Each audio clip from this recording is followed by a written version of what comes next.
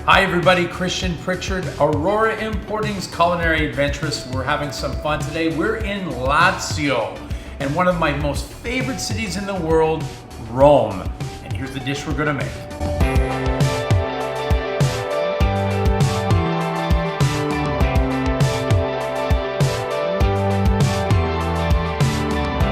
Today I'm making Cacio e Pepe, probably Rome's most famous, well, one of their most famous pasta dishes. And it all starts with great pasta. This is our Aurora spaghetti, and what's really important with this spaghetti is it's slow dried, so you feel the surface on there. And this is so important with making the Cacio e Pepe because that starchy water is one of the premier, most important ingredients in the dish. Now let's look at our ingredients. Of course, we've got a little bit of butter. You can use olive oil too. I'm gonna use a little bit of both. That's the way I work. We've got fresh cracked pepper, very important. That's the Pepe, of course. Cacio is the cheese. This dish we're gonna be using two, pecorino and parmigiano, okay? A little bit of salt in the water, of course, in a second, and of course our great pasta.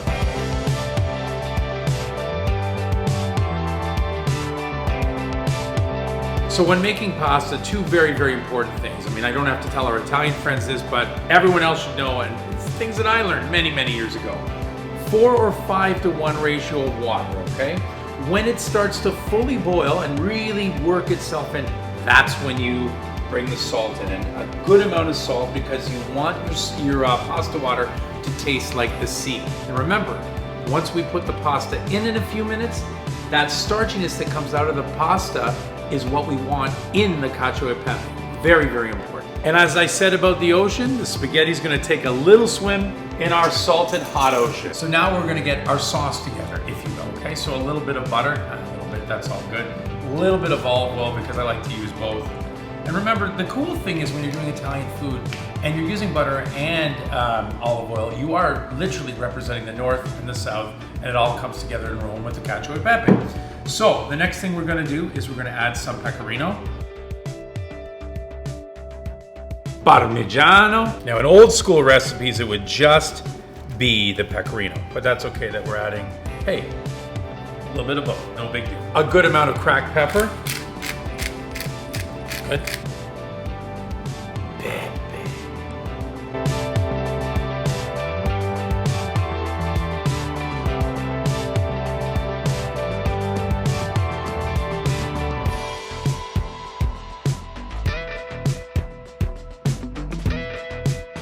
Now, in the words of Bob Marley, stir it up.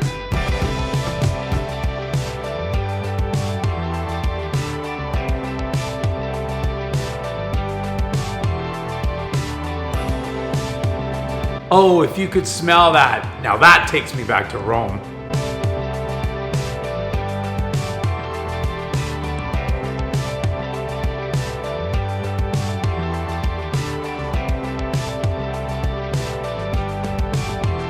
Oh, the world of social media. Do I have to do everything?